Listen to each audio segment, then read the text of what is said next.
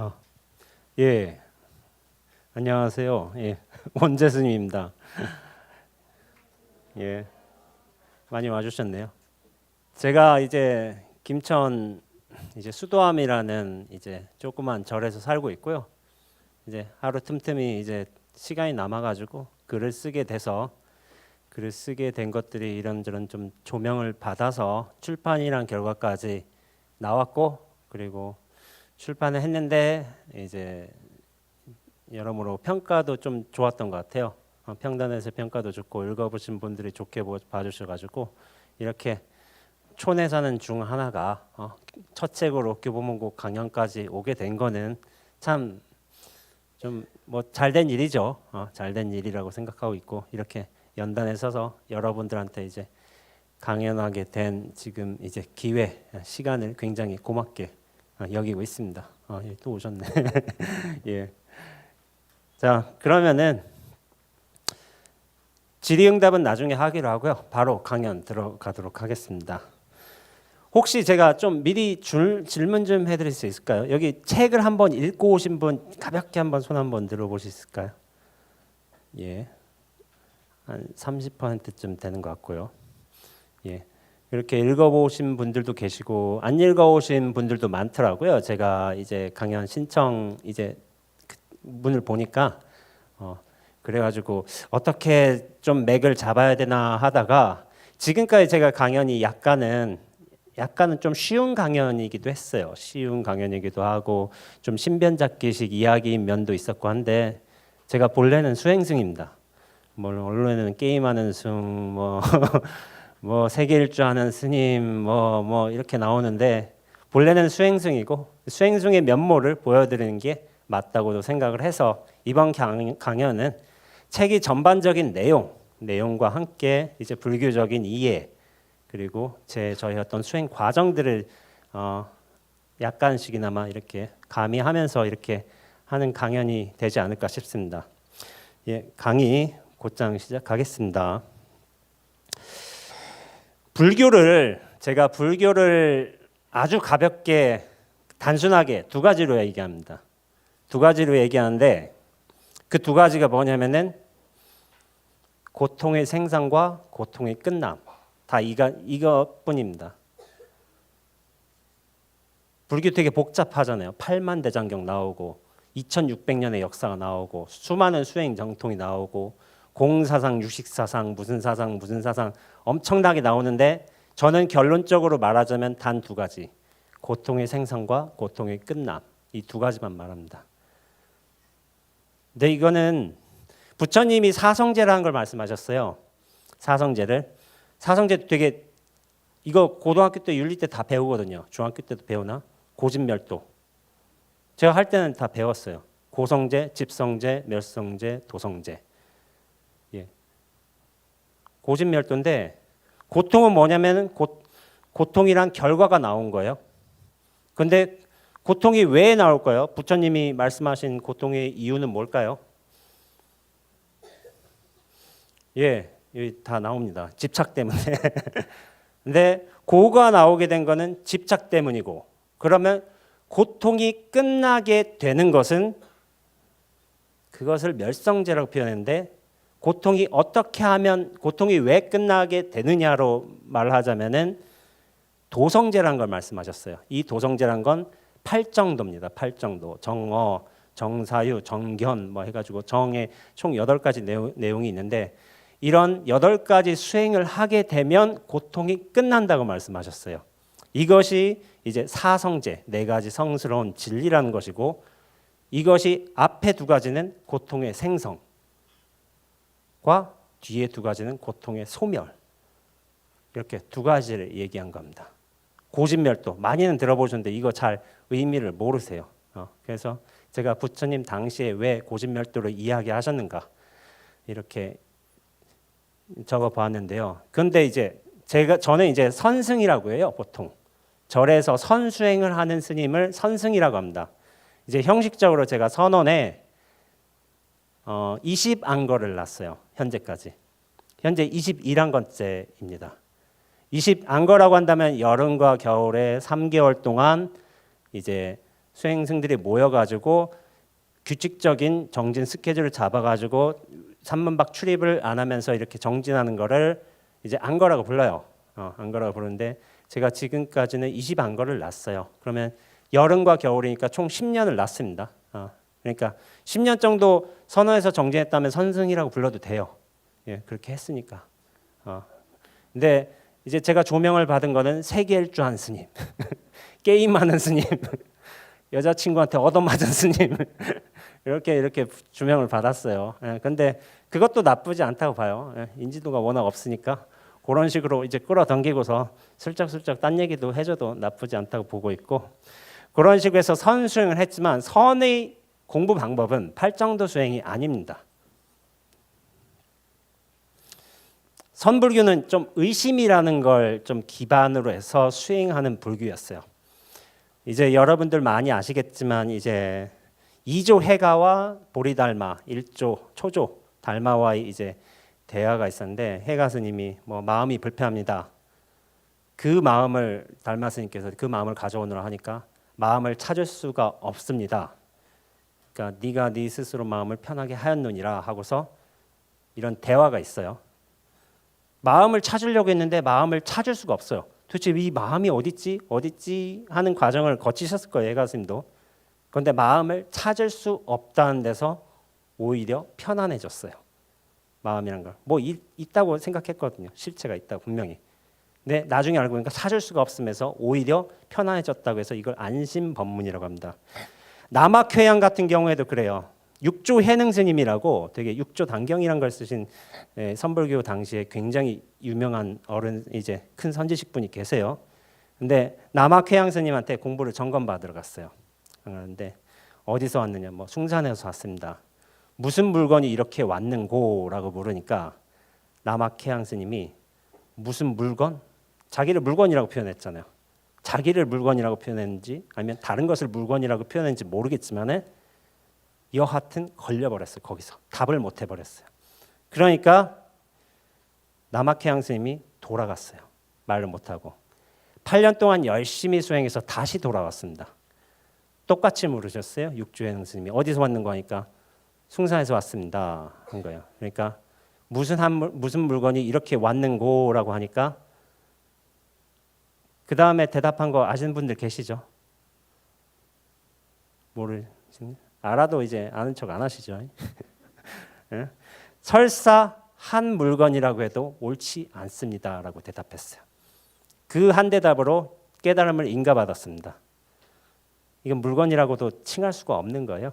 그런데 이걸 설명을 했다기보다는 그 다음에 또 대화가 있어요. 그러면 뭐 닦아 증득하는 바가 있느냐 하면 증득하는 바가 없지는 않지만 오염될 수는 없습니다라고 대답을 했어요.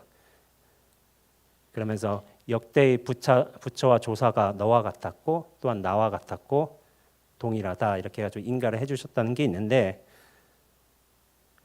그 8년 동안 남학회양 스님은 도대체 한 물건이 뭘까? 이거 고민하셨어요? 의심하셨고 그거 해결돼서 나중에 8년 뒤에 찾아오신 거예요. 그리고 부처님 같은 경우에도 염화미소라는 공안이 있습니다. 염화미소 어디서 많이 들어보셨죠? 근데 염화미소의 공안의 내용이 뭐냐면은 부처님이 회상에서 이제 이렇게 법문을 하시다가 어느 순간 법문 안 하시는 거예요. 안 하시다가 꽃을 하나 쭉 들어 올리시는 거예요. 꽃을 들어 올리시니까 대중들이 법문 시간에 법문을 안 하시고 꽃을 들어 올리시니까 저 뭐지? 왜 저러시지? 이렇게 할 거 아니에요.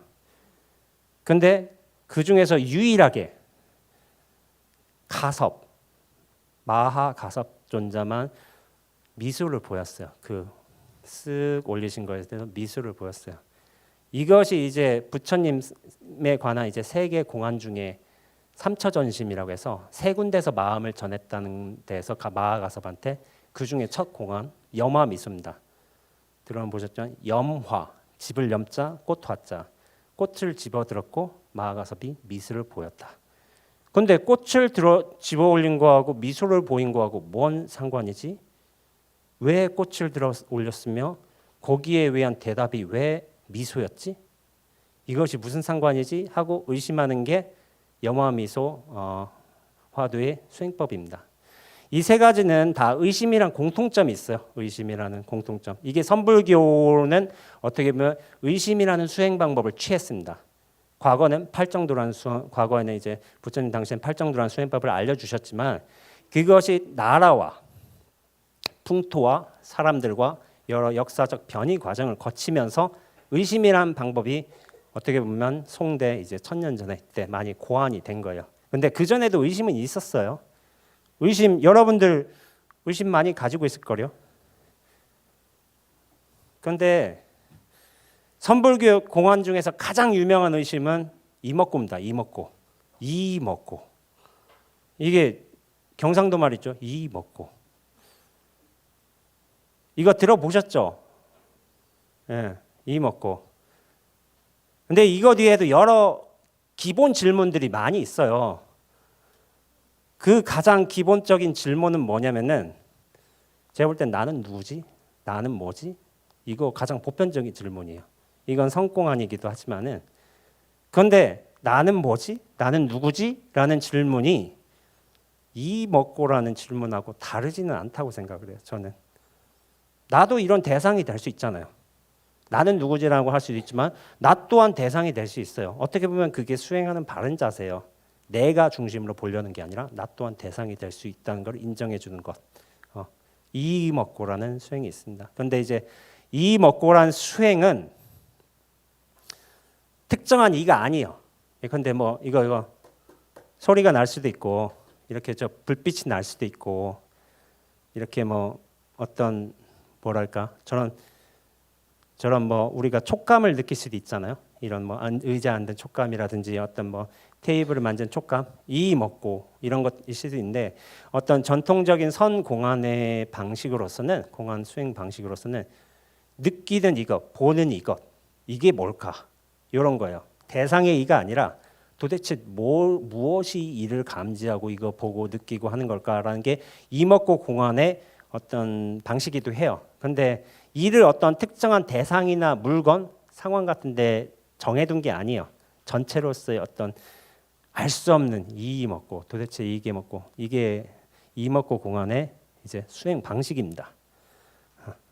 그리고 이먹고라는 거는 불교의 수행 방법이라고만 또 생각할 수는 없어요. 왜냐하면은 여기 여러분들 많이 모였잖아요. 여기 불자님 아닌 분들 많이 있어요. 불교도 모르는 분들 많이 있고. 근데 뭐냐면은 이게 도대체 뭐지 하고서 그런 질문을 가지신 분들이 있습니다. 꼭 불교가 아니더라도 불교 수행을 안 하더라도 이거에 대한 의문을 가져요. 나는 누구인가에 대한 의문이 불교적인 수행법이 아니잖아요. 절대로. 뭐 라마나 마하리시 책으로 유명해졌지만은 동서양 고금의 굉장히 보편적인 수행법입니다. 어떻게 보면 질문의 시작이기도 하고 이먹고란 수행 결국 우리는 의심을 가지게 돼 있어요. 제가 이 낙엽을 보여드릴게요. 제가 대학교 4학년 때 수행이란 걸 했어요. 3, 4학년 때. 근데 수행을 열심히 했어요. 하루에 6시간씩. 6시간씩 수행하고 열심히 하고 학업은 학업대로의 최소한의 할 것은 하고 나머지 시간에 수행에 매진했어요. 수행이란 걸 접하고 나서. 1년에도 뭐가 없는 거예요. 뭐가 있어야 될 것 같은데. 하루 6시간 학생이 하루 6시간 수행하면 어떤가요? 제정신 아닌 거예요. 제가 볼 때는 학생은 놀아야 됩니다. 제 생각에는. 놀아야 되는데 6시간 정진하면 약간 좀 이제 모자라거나 좀 뭔가 잘못됐거나. 근데 저는 그 당시에 수행이란 걸 꼭 해야 된다는 생각 때문에 6시간을 정해놓고 했어요. 좀 이게 좀 잘못된 수행이었지만 그래도 좀 이럴 때 좀 치고받고 해봐야 돼요. 어느 정도. 잘못된 것도 해보고 나서야 알지 안 해보면 몰라요. 그게 잘못된 건지. 그런 종류의 수행했는데 제가 어느 날 벤치에 앉았어요. 벤치에 앉아서 낙엽 가을 무렵이었어요. 낙엽을 딱 주워들었는데 공부가 안 되는 거예요. 분명히 뭔가 가까이 있는데 가까이 있는 건 알겠어요. 근데 뭐가 가까이 있는지 모르겠는 거예요. 가까이 있는 거는 감지하겠지만 도대체 뭐가 있는 거지? 모르겠는 거예요, 도대체. 그래서 되게 고민 많이 했어요. 가까이 있다. 근데 만질 수 있는 것도 아니고 볼 수 있는 것도 아니고 생각할 수 있는 것도 아니다. 이게 도대체 뭘까? 이 생각이 들었어요. 이게 도대체 뭐지? 근데 말로 하기가 힘든 거예요. 이게 되게 분명히 뭔가 있는데 낙엽과 관련해서 제가 이런 일이 있었어요. 어떤 한 친구가 수도함에 찾아왔습니다. 이 양반은 28살, 당시에 찾아왔을 때 28살 여자애였어요. 여자였는데 머리 빡빡으로 들어왔어요. 수도함에 이제 찾아올 적에 저를.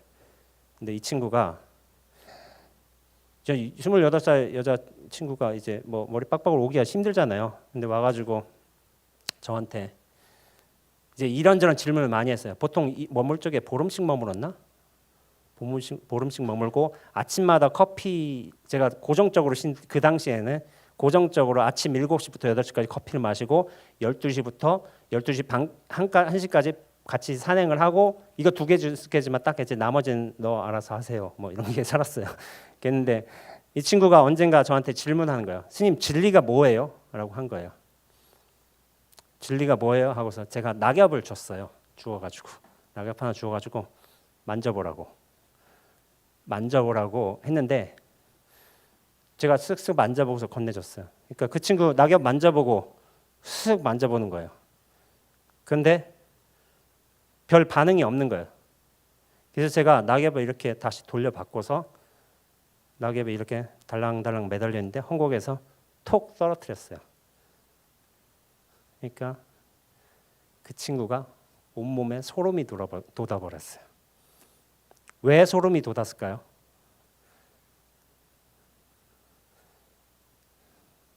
이 제식으로 표현하자면 감지를 하고 있어요. 이 친구가. 근데 말을 못할 뿐이에요. 그래서 소름이 돋는다는 거예요. 그러니까 감지하고 있구나. 근데 아직까진 멀겠구나라는 생각이 들더라고요. 저도 감지는 했어요. 어렸을 때부터. 그게 10대 때부터 감지했어요. 이거 누군가는 저보고 되게 근기가 좋다 뭐 그런 말을 표현하기도 해요. 그런데 10대 때부터의 제 삶을 돌이켜보면은 저는 되게 불행했던 삶을 사는 사람입니다. 왜냐하면은 여기도 못 속하고 저기도 못 속하고 아는 것도 아니고 모르는 것도 아니고 제가 저희 저자 소개 때 현실에서 5cm 정도 떨어진 듯한 분리감에 괴로웠다는 말을 썼어요. 일부러. 이게 분리감이에요. 이게 좋은 게 아니에요. 느끼기엔 좋은 건 아니에요. 근데 고통이었어. 저한테는 약간 힘들었고 제 책을 본 분들은 제가 자해를 하고 어떤 괴로움에 속하고 이런 것들을 많이 보셨을 거예요. 그러니까 제가 약간 좀 독특하게 잘하긴 했던 것 같아요. 약간 이제 제 여동생도 왔지만은 약간 독특한 오빠였을 거예요. 어떻게 저런 사람이 나오지? 근데 되게 좀 힘들었던 것 같아요. 근데 감지를 해서 어떤 면에서는 그래요. 감지 못하고 그냥 살면 평범한 삶을 살면 되게 편안하게 살 수 있을 것 같아요. 제 생각에는. 근데 정도의 차이는 있을지언정 여기 중 상당수는 감지를 하고 계십니다. 이미. 근데 뭐가 뭔지 아직 몰라요. 그게 사실이에요. 저도 겪어봤기 때문에 다 압니다. 그리고 그런 과정에 있는 분들 상당히 많이 있고요. 그 친구도 감지는 했어요. 근데 그냥 감지한 건 아니에요. 누구지? 굉장히 똑똑한 사람. 머리 빡빡에다 안경하고 막 서양에 엄청 두꺼운 책 쓰는 사람도 있어요. 막 그런 사람 책도 보고 그러더라고요. 이미 그런 것을 감지하기 때문에 여러 영성책을 본 거예요. 그런데도 자기 삶으로 확신이 안 되니까 계속 여기저기 또 떠돌아다니는 거죠. 그런 것이었어요. 이게 뭘까라고 했는데 제가 한번 질문해 볼게요. 가까이 있어요. 그런데 볼 수도 있고 만질 수도 없고 생각할 수 있는 것도 아니에요. 이게 뭘까? 이걸 한 단어로 한번 표현해 볼 수 있을까요? 한 단어로. 뭐 진리라고 해도 되고 뭐라고 해도 될 것 같아요. 근데 이거를 제가 역대 선사들이나 이때 선지식들이 어떤 방식으로 표현했나? 허공이라고 했어요. 허공. 허공이라 표현한 분들이 많습니다. 왜냐하면 허공의 속성이 이것과 가장 흡사하기 때문에. 허공은 볼 수도 없어요. 만질 수도 없어요. 생각할 수 있는 것도 아니에요. 근데 분명히 있잖아요. 근데 뭐냐면은 너무 가까이 있어. 진짜 너무 가까이 있는 건 맞아요. 이 소리가 어디서 들릴까요? 허공에서 들립니다. 여러분들은 어디 앉았을까요? 형식적으로는 교보문고 광화문의 23층 컨벤션 홀이지만 여러분들은 이미 허공에 있습니다. 다만 물질의 인연과 높이의 인연과 이런 인연들이 맞아떨어져서 여러분들이 의자에 앉아 있는 것처럼 느끼는 거예요. 그러나 본래 이 건물도 심지어는 여러분의 존재 자체도 허공에 있습니다. 근데 이미 허공에 있잖아요. 납득은 되잖아요. 이게 납득은. 근데 어느 순간인가 이 허공을 떠나버렸어요. 저도 그랬고 여러분도 그랬고 모든 사람들이 이 허공을 떠나버렸습니다. 그리고서 어떻게 됐냐면은 나로 들어앉아 버렸어요. 나로. 이 원래 떠나고 원래 있던 자리 떠나고서. 근데 그거 기억 못 해요. 여러분들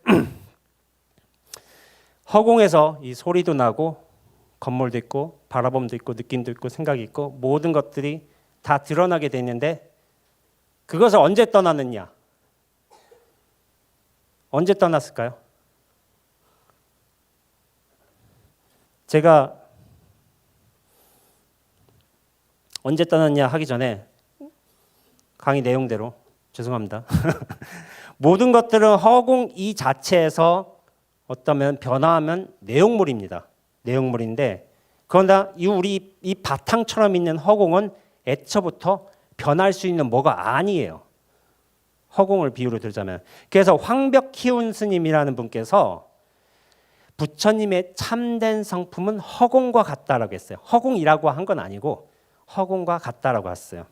그리고 백봉 김기추라는 이제 제가 법사님이 계십니다. 굉장히 유명하신 분이에요. 50대 넘어서 수행을 하시고 뭐 깨달음을 이루시고 뭐 인가도 받으시고 수많은 제자를 배출하셨어요. 이분께서 뭐냐면 허공성의 나라는 표현을 하셨어요. 허공성, 허공의 성품. 허공이라는 건 아니고 동일하다는 거. 허공성의 나라는 걸 말씀하셨고 부처님의 참된 법신, 진리의 모습은 허공과도 흡사하다. 이런 식으로 말씀하셨고 마하라지라는 이제 힌두교 성자가 있습니다.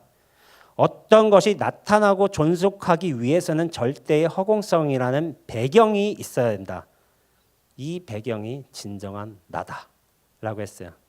이 육신의 생각에 사로잡힌 내가 진짜가 아니라 이 절대의 허공성이란 배경 같은 게 나다라는 표현을 하셨어요.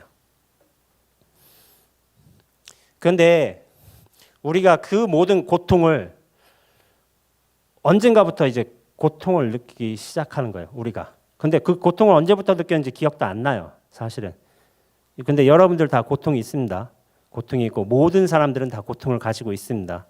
근데 그 고통이 언제부터 시작되었는가? 이 고통이 도대체 언제부터 시작되었는가라고 제가 책에서 표현한 게 있어요. 이거는 나가 형성되면서부터.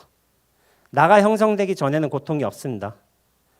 나가 어느 순간부터 형성이 됐어요. 근데 여러분 중에 내가 언제부터 형성되었는지 그 기억하는 사람 있는가요?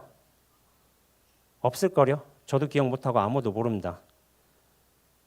이 허공성이란 전체에서 어느 순간 우리는 갑자기 나로 들어앉아 버렸어요. 그게 아마 나이상으로는 굉장히 어린 나이였을 거예요. 제 생각에. 왜냐하면 모든 사람들은 자기의 존재감을 확인하는 순간 자기에 대한 기억을 하는 것은 제가 볼 때는 한 3살, 빠르면 3살, 4살 때부터 자기에 대한 존재감을 기억할 거예요. 그전에는 몰라요. 자기가 있는지 없는지. 어린애들 보세요. 어린애들 자기가 있는 거 알까요? 갓난아기들. 몰라요, 걔네들. 그 친구들 그냥 졸리면 자고 배고프면 울고 똥 마를 때 똥 싸고 되게 단순하게 살잖아요. 예. 근데 우리가 2-3살 때까지 기억은 없어요. 그 기억이 왜 없냐면은 이 허공으로서 살았기 때문이에요. 사실은 허공으로서 살았어요. 우리는 분명히. 제가 그걸 에덴 동산으로 표현했는데 에덴 동산에 하기 전에 근데 나라는 거는 우리가 이런 존재감을 얻잖아요. 특히나 이제 육신이라는 존재감이라는 게 되게 중요한 근거거든요. 이 육신을 나라고 생각하거든요. 대부분 그래요. 이 육신을 나라고 생각하지. 나는 육신 안에 어떤 마음도 있고 생각도 있고, 생각은 여기서 일어나고 있고 그렇게 생각하거든요. 보통은. 그런데 에덴 동산이란 비유가 저는 되게 좀 이걸 책에 언급했습니다. 책에 언급했는데 책 사서 꼭 보세요. 되게 좋은 내용들 많다고 제가 얘기해야 되겠죠. 에덴 동산이라는 게 있는데 저는 전 교회를 다녔어요 예전에. 근데 이제 교회를 다녀서 그런지 그런 교회 성경 구절들 이런 게 좀 생각이 많이 나요. 네, 에덴 동산이라는 곳에 있으면은 그때는 이게 낙원이잖아요. 낙원. 실제로 영국권에서 이제 에덴이라고만 합니다. 원이라고는 이제 가든이라고는 하지 않고 낙원이라고 하는데 에덴 동산 이야기를 아시겠지만은 아담과 하와가 그렇게 잘 살았어요. 잘 살았는데 너희들한테 모든 것을 허하겠지만 단 하나 이제 에덴 동산 중앙에 있는 선악과만은 먹지 말라 이런 얘기를 하셨어요. 하나님께서. 근데 어느 날 뭐 뱀이 나타나가지고 야 저거 맛있고 해가지고 저걸 먹어라 해가지고 결국에 이제 하와가 이렇게 싹 먹고서 하나님한테 이제 혼나게 되고 이제 진노의 어떤 표현을 받게 되죠. 그러면서 에덴 동산에서 쫓겨나게 돼요. 쫓겨나게. 근데 선악과의 영어 명칭이 요 보자면은 The fruit of the tree of the knowledge of the good and evil이라고 써 있어요. 이게 뭐냐면은 영어 명칭이요. 선과 악에 대한 지식을 갖게 해주는 과일인 거예요. 이 아담과 하와가 선과 악이라는 지식을 갖기 전에는 에덴에 살았어요. 그런데 선과 악이라는 것에 대한 지식을 가진 후부터 에덴에서 쫓겨나 버렸어요. 선악은 우리의 분별심 중에 대표적인 거죠. 선과 악. 또 다른 분별심이 뭐가 있을까요? 시와 비 이런 거 있습니다. 또 다른 분별심이 뭐가 있을까요? 주와 객. 주, 객, 나와 너 이런 거 있고 여기서 또 하자면은 제가 여기 에덴 동산의 비유를 들자면은 자연스러움과 부끄러움 이런 걸 했는데 아담과 하와는 벌거벗고 사는데 자연스러웠지 부끄러움 같은 게 없었어요. 그런데 선악 시비를 알고 나와 너를 분별하게 되면서 부끄러움이라는 게 생겼어요. 발가벗은 상태에 대한. 그리고 이전에는 안락한 상태만 있었을 뿐인데 선악을 알면서부터 고통을 느끼게 됐어요. 그러니까 그 결과로 뭐냐면은 낙원에서 추방이 되고 그 선악에 대한 이제 분별의 지식을 가지면서 그 지식에 대한 죄가 고통으로 상속받게 되었습니다. 그것을 인류에 대한 역사 근원이라고 이렇게 성경에서 설명하고 있어요. 근데 이게 되게 상징적이었어요. 저한테는 되게. 그러니까 이게 어떤 사람들은 이런 잘못된 접근을 하는 경우도 있어요. 이 상징성을 이해하려고 하지 않고 이 선악과가 어디 있었느냐? 지금의 메소포타미아 무슨 유프라테스 강의 어디 상류 쪽에 무슨 나무로 추정된다. 이렇게 얘기를 하는 거예요. 그런데 성경도 그렇고 불경도 그렇고 되게 상징적인 내용들이 많아요.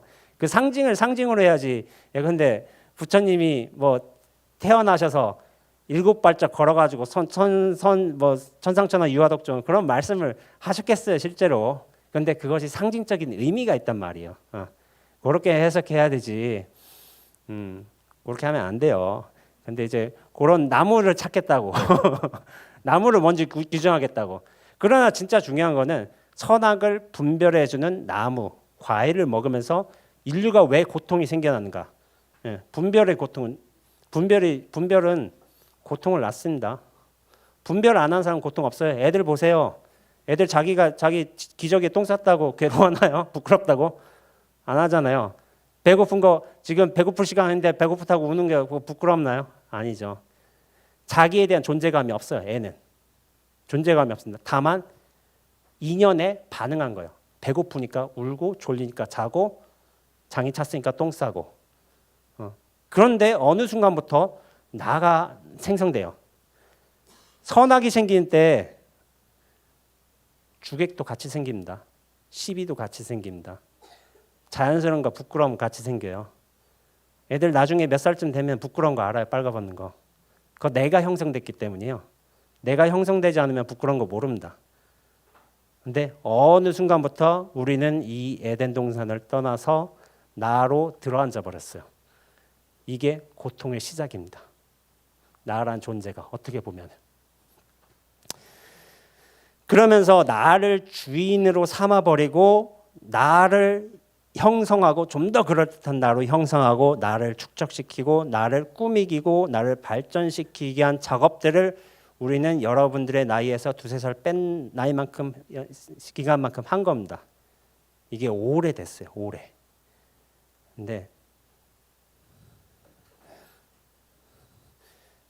근데 이 무아라는 게 불교의 사상은 무아라고 하잖아요. 무아. 무아라는 게 어떤 분들은 좀 잘못 해석하시는 게 있는데 나가 없다는 게 아니라 무아라는 거는 고정된 실체로서의 자아가 없다는 뜻입니다. 이게 사전적인 해석이에요. 근데 이게 맞아요. 내가 없다. 내가 없으니까 맘대로 해야 된다. 이게 불교 아닙니다. 이거 착각입니다. 고정된 실체, 변하지 않는 실체. 그런 나는 없다고. 다 인연에 따라 변할 뿐이에요. 여러분들 뭐 시간이란 인연, 뭐 이런 몇 가지 인연 따라서 자기의 모습들이 계속 바뀌게 되고 어떤 경험에 대한 인연에서 또 생각들이 바뀌게 되고 절대로 고정적인 거 없습니다. 이런 흐름으로서 존재해요. 근데 인연에 상응해서 나가 드러나는 거예요. 나가 드러나는 거. 근데 언젠가부터 나를 이 중심으로 살면서부터 전체에 대한 자각, 존재를 잃어버렸어요. 그러니까 여러분들 지금 만약 이렇잖아요. 내가 존재한다는 느낌이 보통 이렇잖아요. 나를 중심으로 해서 무엇이 있기 때문에, 나를 중심으로 해서 뭐가 보기 때문에, 특히나 육체를 중심으로 해서 그 근거를 잡는 경우가 많이 있거든요. 이 나라는 것을 중심으로 삼고 나를 실체화시켰기 때문에 본래의 이 허공성을 잃어버리게 됐어요. 잃어버리게. 근데 여기서부터 괴로운 거예요. 사람은. 나가 느껴지지 않으면 괴로울까요? 저는 괴로움이 상당수 부분 소진되리라 생각해요. 나가 느껴지지 않으면. 그래서 약간 덜 이게 죄송하지만 지능에 약간 문제가 있으신 분들은 되게 즐거워요. 그렇죠? 발달장애 있으신 분들. 되게 제가 그런 분들에 대한 글을 쓰기도 했어요. 다음에 쓸 거예요 아마. 또 책에 나올 거예요. 책에 나올 건데 그런 분들 되게 즐거워요. 근데 인식이 안 되는 거예요. 그런 분들 좀. 인식이 되긴 하는데 덜 돼요. 확실히. 나라는 존재감이 확실히 덜한 거예요. 그분들은. 근데 반응은 해요. 여전히 이렇게 사탕 줘주면 좋아하고 사탕 뺏어가면 울어요. 그런 분들이 있어요. 되게 반응은 해요. 반응은. 근데 없다는 건 아니에요. 반응은 하지만 나에 대한 존재감은 확실히 적은 분들이에요. 그러니까 이 존재감이 적기 때문에 어떻게 보면 행복할 수가 있는 거예요. 근데 우리는 뭐냐면 그런 분들 대하면 옆에 사람은 좀 힘들죠. 이렇게 내가 보살펴야 되니까. 근데 이제 그것도 인연 따라 잘 하면 되는데 그것도 그런 분들이 있어요. 제가 이 강연에서 전반적으로 하고자 하는 말은 있습니다. 이 전체성의 회복입니다. 회복. 여러분들 지금 이렇게 있지만은 이런 분들도 있습니다. 여기 계시지만은 뭔가 느껴지는 거예요. 뭔가 느껴지는 거. 근데 이게 뭔지 잘 모르겠는 거예요. 뭔가 느껴지는데 뭐가 잘 몰라요. 전체성의 회복이는 이 전체성을 이게 허공이라고 얘기해도 됩니다. 여러분들 허공 안에 있어요. 허공 안에 있는데 이거 몰라요. 잘. 우리는 허공 안에 있습니다. 그런데 나와 이 전체라는 건 약간 이렇게 말하면 그렇겠지만은 이런 식으로 말하자면 비율성의 문제이기도 해요. 나에 대한 집중도가 줄어들수록 전체에 대한 감각은 늘어납니다. 그래서 나를 비우라는 거예요. 나를 비우고 나를 이제 내려놓고 이런 수행 헌신하고 뭐 이런 얘기가 나오는 거예요. 제가 눈앞이 따라다닌다는 말을 책에서 했어요. 눈앞이 자꾸 따라다닌다고. 근데 처음 들어보시는 분들 많을 거예요. 제가 저쪽에서 세계 일주를 했잖아요. 제가 2012년부터 2014년 세계 일주를 했는데 그 세계 일주 하면서도 자꾸 뭔가 따라다닌 거예요. 근데 이게 뭐지 하니까 제가 나중에 말한 게 눈앞이었어요. 눈앞이 자꾸 따라다닌다고. 이게 근데 이 웃기잖아요. 눈앞은 원래 있는 건데 자꾸 따라다니는 걸 느끼니까. 근데 이거를 누군가는 이해 못 하세요. 눈앞이란 거 원래 있는 건데 그게 왜 따라다녀요? 근데 이걸 수행적으로 설명하자면은 나에 대한 집착과 중심이 없어질수록 눈앞은 보이게 됩니다. 근데 이 눈앞은 외초부터 보이는 게 아니에요. 원래부터 있는 거지. 이게 허공이라고 얘기해도 돼요. 전체라고 얘기해도 되고 공이라고 얘기해도 되고 자유라고 얘기해도 됩니다. 그건 원래 따라다니고 있어요. 근데 나에 대한 입장이 강할수록 이걸 못 느낍니다. 제가 전체로 산다라고 얘기하는데 이 전체로 산다라고 하는 거는 이 전체성이라는 걸 회복해서 사시라는 뜻이에요. 근데 전체는 중심은 없어요. 우리는 나로 살면 중심이 나로 분명하잖아요. 그러나 이 전체는 원래 중심이 없습니다. 중심 없는 곳에서 소리가 드러나고 스크린이 드러나고 빛도 드러나고 그 가운데서 나조차도 드러나야 돼요. 나가 중심인 것 같죠? 아니, 이것도 드러남의 대상입니다. 그런데 여기에 탁 앉아버린 거예요. 이 전체에 대한 감각을 하게 되면은 그리고 이 경험이 크면 클수록 안목과 방향이 바뀌게 돼요. 이전에는 내가 보거든요. 내가 대상을 보고 내가 상황을 보고 이렇게 하지만은 전체에 대한 감각을 하면은 전체가 나란 것을 통해서 그렇게 하는 것 같지만은 내가 하는 것 같지만 실제로는 전체가 글자를 보고 전체가 이 소리를 듣고 전체가 나를 느낍니다.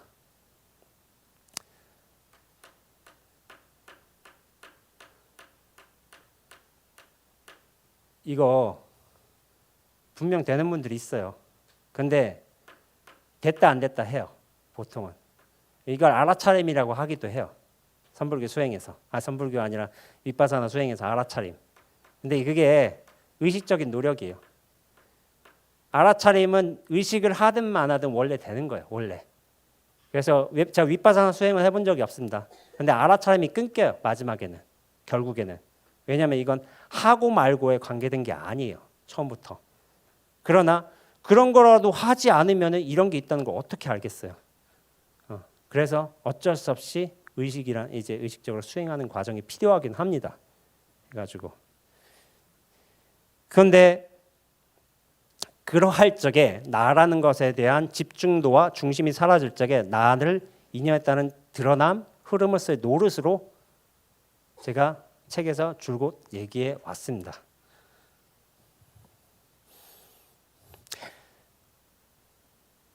나에 대한 집착이 넓어질수록 상황이 명료하게 드러나게 돼 있습니다.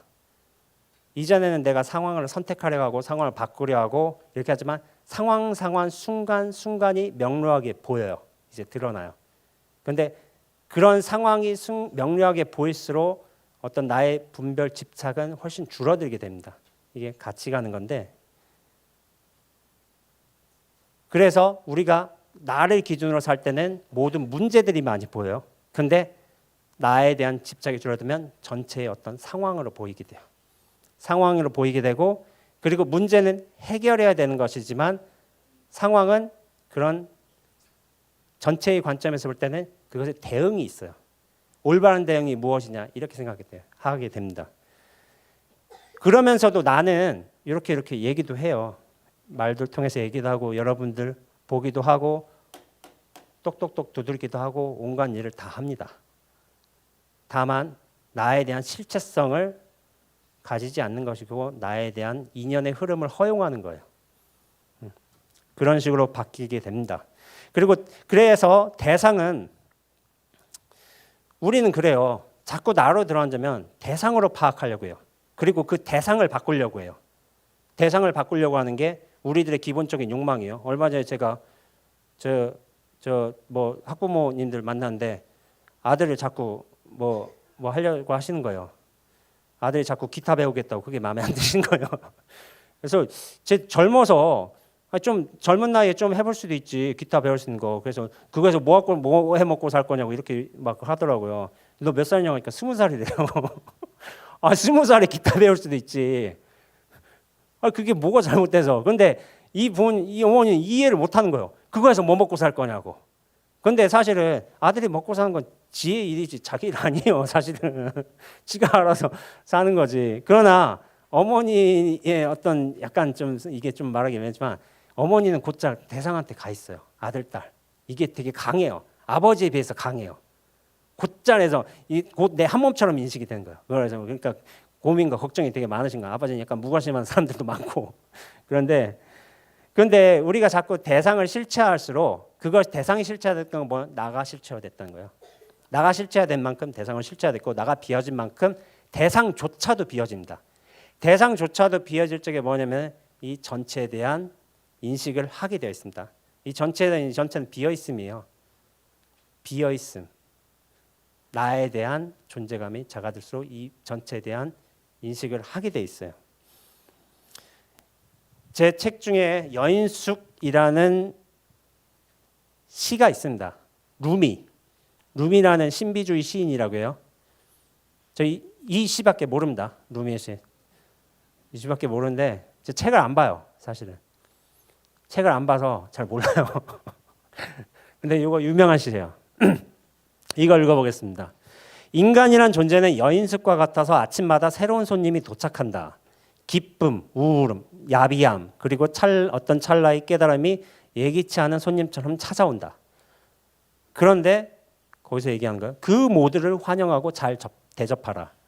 설령 그들이 그대 집안을 가구 하나 남김없이 난폭하게 휩쓸어가는 한 무리의 아픔일지라도 그러할지라도 손님 한 분 한 분 정성껏 모셔라. 왜냐하면 그대의 내면을 깨끗이 비우는 중일지도 모르니 어두운 생각, 부끄러움, 미움 그 모두를 문 앞에서 웃음으로 맞아 안으로 모셔들어라. 어떤 손님이 찾아오든 늘 감사하라. 그 모두는 그대를 인도하러 저 너머에서 보낸 분들이니. 이거 굉장히 유명하십니다. 오늘 처음 보신 분도 계실지 모르겠지만은 여인숙이라는 존재예요. 우리 인간은 사실 여인숙과 같다는 거예요. 이 신비주의 시인인데 이분은 제 이 시를 봤을 적에 또 몇몇 시를 좀 약간 읽었어요. 잘 알지는 못하지만 깨달았구나 그 생각 들었어요. 깨달으신 분이니까 신비주의 시인이고 수천 년, 뭐 천 년 동안 이게 계속 오르내리는 거예요. 근데 이걸 감지하신 분이고 어떤 면에선 적당히 잘 체화를 하셨어요. 이 허공성이라는 걸, 전체라는 걸.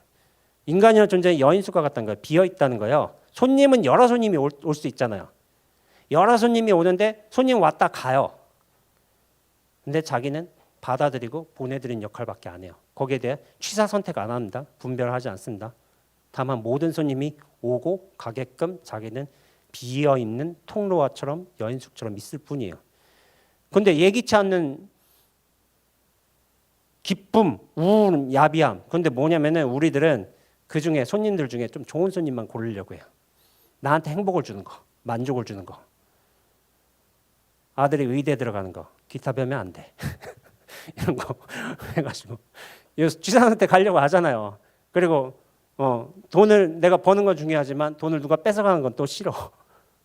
이런 일 해요. 근데 예기치 않은 손님들이 우리한테는 되게 많이 옵니다. 근데 뭐냐면 우리들은 취사 선택을 하려고 해요. 자꾸 거기 중에서 다 받아들이려고 하지 않고 제가 공덕천과 흑암녀라는 글을 썼지만은 공덕천은 받아들이려고 하지만 흑암녀는 받아들이기 싫어. 그게 인간의 기본 이제 욕망입니다. 비어 있음이 되지 못해요. 그런데 루미는 그 모두를 잘 환영하고 잘 대접하라겠어요. 어떤 나쁜 짓을 벌이더라도.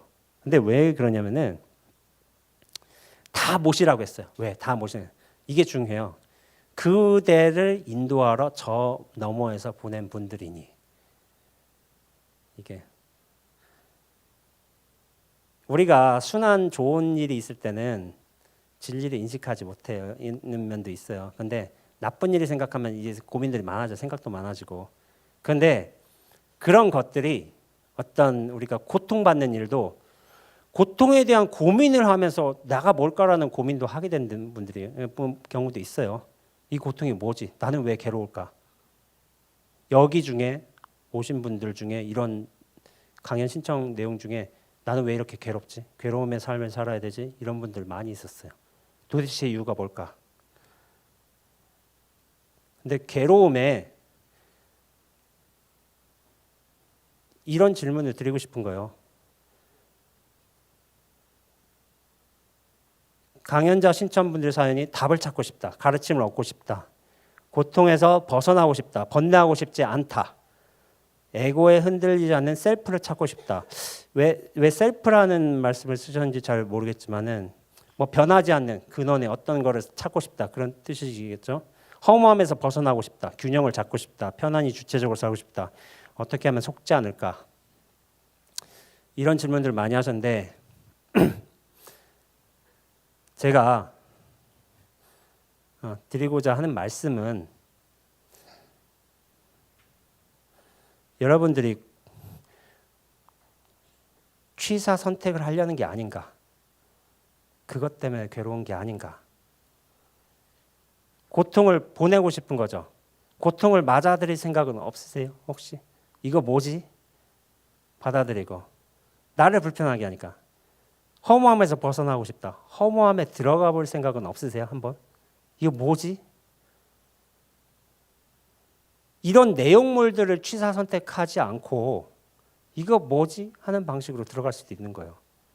이게 도대체 왜 왔지? 이거 뭐지? 근데 우리는 곧잘 내용물을 바꾸려고 해요. 허무함은 즐거움으로 바꾸려고 하고 나한테 내 아들은 의대를 가고 싶어 하고 기타는 부숴버리고 싶고 뭐 이제 좋은 남자를 만나고 싶어 하고 나쁜 남자는 저렇게 좀 저주하고 싶고 말하자면은 그런 일들 많이 있습니다. 근데 뭐냐면은 내가 취사 선택하는 일이라는 거예요. 여전히 내가 선택하고 내가 고르고 내가 버리려고 하고 내가 집착하려고 하고 그 모든 문제의 중심에는 내가 있는 거지 대상의 문제가 있는 거 아니에요. 대상에. 근데 나에 대한 중심성이 강할수록 이것에서 못 벗어나요. 대상을 실체해버리고 나도 실체해버렸기 때문에 이 전체성에 대한 안목, 전체에 대한 감각, 전체에 대한 균형성을 잃어버렸기 때문에 나로만 집중되었기 때문에 이런 모든 괴로움을 겪게 됩니다. 근데 이제 보편적으로 말하자면 고통에서 벗어나고 자유나 답을 얻고 싶다. 이게 맞아요. 근데 제가 말씀드렸다시피 내용물을 전환하는 게 아니에요. 이 공부라는 것, 수행이라는 것은. 그 내용물이 어디서 나오는가? 나의 분별에서 나오는 거예요. 제가 말하고자 하는 건 전체성을 회복하는 것. 이것이 곧 수행입니다. 수많은 글들이 있어요. 제 책에 많은 글들이 있는데 그 기반은 수행에 관한 내용이에요. 사실은. 그냥 이런 방식으로 볼 수 있지 않을까라고 볼 수도 있어요. 그러나 저는 선언해서 수행하는 사람입니다. 그리고 저 자신도 수행자라고 여기고 있고 그런 바탕의 삶을 살아왔기 때문에 어떤 관점으로의 전환과 시도를 할 수 있다고 생각을 해요. 그러니까 대상을 바꾸려는 관점에서 아까 전에 기자분과 인터뷰를 했는데 대상을 향하는 화살표에서 그 화살표로 나로 돌리는 게 어떻게 보면 제가 할 수 있는 일 중에 하나입니다. 자꾸 우린 대상의 내용물들을 바꾸려고 한단 말이에요. 그런데 그 내용물들이 왜 자꾸 바뀌는 걸 싫어하고 나는 취사 선택하려고 하고 이거를 화살표로 돌려서 나의 문제로 만드는 게 수행을 하고 있는 수행자가 할 수 있는 말이에요. 그런데 그게 사실이라고 하고 있습니다. 그런데 나에 대한 문제로 돌아갈수록 나에 대한 실체성이 점점 더 엷어질수록 이 전체에 대한 감각은 열리게 돼 있습니다. 그런데 우리는 자꾸 문제를 바깥으로 돌리려고 하는 거예요. 화살표로 안으로 돌려야 돼요. 그런 여러 방법들이 안으로 돌리는 여러 방법들이 사실 수행이란 게 여러 가지가 있습니다. 이제 힌두교 전통에서 지혜의 길도 있고 헌신의 길도 있고 선불교에서 의심의 길도 있고 몸관찰, 허용, 요가 등등 여러 가지가 있는데 이 수행이 꾸준히 열심히 해야 돼요. 이게 한 번 해서 되는 건 아니에요. 저 같은 경우 선 수행은 뭐 20한 걸 했지만은 제 볼 때는 제가 이 감각을 하기 시작하면서 수행을 하게 된 건 10대 때부터예요. 그 전부터요. 근데 그걸 수행이라 부를 줄 몰랐던 것뿐이에요. 관찰, 알아차림 그건 계속 해왔어요. 근데 이걸 나중에 알았던 것뿐이지. 수행 안 한다고 해도 이런 거 하는 분들 많이 계세요. 이미 해왔던 분들도 계시고. 다만 취사 선택을 버리면 기쁨, 야비람, 분노, 어두운 생각도 모두 진실한 것들로 드러나게 돼 있는데 책에서는 그렇게 얘기하는데 그것이 왜 진실함인가는 이제 읽어보시면은 감각하실 분도 계시겠고 그런 차원에서 나라는 거는 일종의 통로예요. 통로란 말을 제가 썼습니다. 게임 얘기하면서 게임 타이탄폴 2 게임하다가 누가 좀 5번 연속으로 죽이니까 화가 나가지고 뭐 얘기를 썼는데 게임 얘기도 있어요. 나는 통로입니다. 그래서 질문이 멈춰지면 스스로 답이 된다는 것은 이런 나에 대한 중심성을 벗어나고 질문을 하는 내가 있고 답을 구하는 어떤 특정 대상이 있는 거에서 전체로서의 삶을 회복하는 거예요. 전체로서의 삶을 회복하면 사실은 이 전체에서 모든 것들이 드러나게 돼 있어요. 드러나는 그 모든 것들이 답이 되어버립니다. 내 의도와는 상관없어요. 이 전체에 대한 완벽한 돌아감을 하게 되면. 그래서 내가 답의 중심이다 그런 말이 아니라 그렇게 해석하는 분들도 계세요. 근데 이제 질문이 멈춰지면 내가 답이 된다는 말을 안 했거든요. 저는 스스로 그 모든 것들이 이 소리가 드러남이나 글자나 이런 빛이나 심지어는 여러분의 촉감까지 그 스스로 답으로서 명료하게 드러나는 거예요. 이건 전체성을 회복해야 됩니다. 그러기에 모든 것들이 답으로 들어오면 답 이러면은 거기에는 이제 질문이 멈춰집니다. 질문이 멈춰지고 모든 것이 답일 적에 더 이상 답은 없어요. 모두 다 답이기 때문에. 그러나 하나하나 낱낱의 일들이 이런 소리, 빛, 존재, 심지어는 나의 어떤 느낌, 생각, 진실한 것들로 돌아가게 돼 있습니다. 천하를 천하에 숨긴다는 이제 장자의 말이 있습니다. 대종사편에 나오는데 제가 이것 좀 인용 좀 할게요. 이거 제가 누구한테 들었냐면 몽지 선생님한테 들었어요. 이게 전국에 이제 강연하신 선불교 강연하신 유명한 선생님이 계신데 이분이 말씀하셨어요. 배를 산 속에 숨겨두고 산을 깊은 못에 숨겨둔 것을 아주 경고하다 간다. 하지만 한밤에 힘 있는 사람이 메고 달아나도 혼미한 사람은 알지 못한다. 작은 것을 큰 것에 감추는 것을 마땅한 일이지만 여전히 잃어버림을 면치 못한다. 만약 천하를 천하에 숨겨두면 잃어버릴 수 없는데 이것이 만물의 변함없는 실성이다. 작은 것을 한밤에 밤중에 힘 있는 사람이 메고 달아나도 혼미한 사람 알죠. 이거 무슨 의미가 있을 것 같아요. 근데 저는 모르겠어요. 이거 나오게 된 맥락은 있습니다. 근데 이제 제가 다 알지는 못해요. 근데 제가 중점으로 본 거는 뭐냐면은 어떤 사람이 천하를 잃어버리고 싶지 않은 거예요. 천하를 잃어버리기 싫어. 이거를 천하를 어떻게 얻었든지 뭐 이게 발견했든지 했다 쳐봐요. 천하를 잃어버리기 싫어서 어떻게 했냐면은 천하를 천하에 숨겨놨어요. 이게 되게 상징적인 말이에요. 천하를 어떻게 숨겨요? 천하는 다 드러나 있는데. 근데 천하를 천하에 숨겼다는 거예요. 천하를 이 소리를 숨겼고 이 스크린을 숨겼고 빛을 숨겼고 촉감으로 숨기고 생각으로도 다 숨겼던 거예요. 근데 이거 생각 숨길 수가 없는 거예요. 애초부터. 다 드러나 있는 거지. 그러니까 숨겼다는데 이게 비밀인 것 보지만 이미 다 드러났다는 거예요. 다 드러난 비밀이라는 거예요. 그래서 이미 다 드러났는데 뭐냐면 나는 못 봐요. 나 안에 갇혀있기 때문에. 다 드러난 비밀인데. 십자가 요한에 숨어있음으로 만난다는 구절이 있습니다. 우리가 하나님을 만나고 싶어 하는데 하나님을 못 만나요.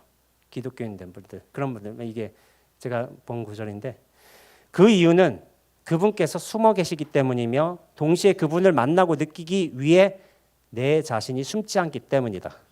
숨겨진 물건을 찾으려는 이는 아주 깊은 곳까지 들어가야 한다. 거기서 물건을 찾을 때 찾는 이 역시 그 물건처럼 숨어 있게 된다. 어떤 물건이라겠지만 그분은 하나님이에요. 하나님. 근데 하나님을 만나려거든 자신을 숨겨야 된대요. 왜냐하면 하나님은 숨어 계시기 때문에.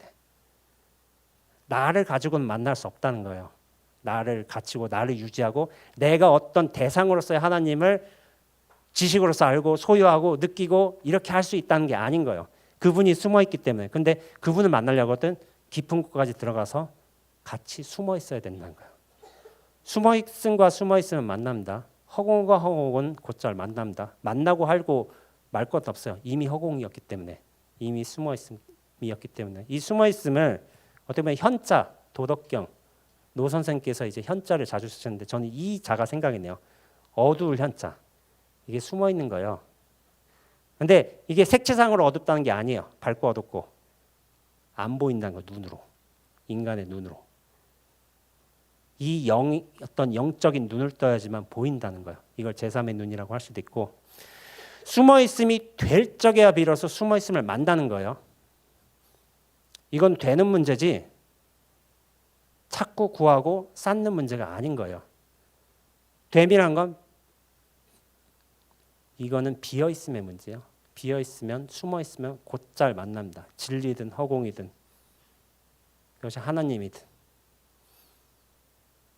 나를 중심에 두고 나를 무엇을 취하려고 답을 가지려고 하는 순간 못 만나게 돼 있어요. 왜냐하면 이건 가질 수 있는 게 아니기 때문에 내가 그렇게 허공성으로서 비어 있어야 되는 문제였기 때문에.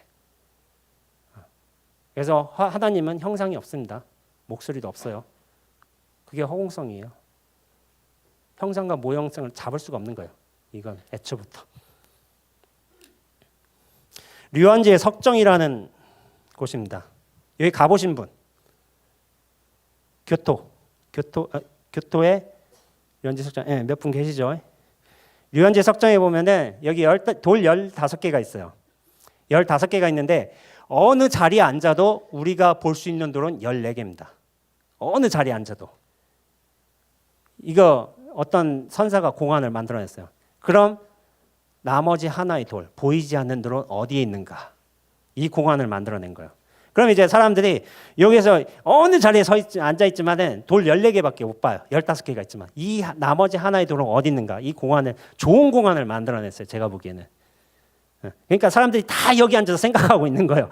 돌 어디 있을까? 돌 어디 있을까? 그런데 그 돌은 애초부터 보이지 않는 돌이에요. 보이지 않는 돌. 이 보이지 않는 돌이 어디 있냐고. 이거에 대한 제가 답을 예전에 썼습니다.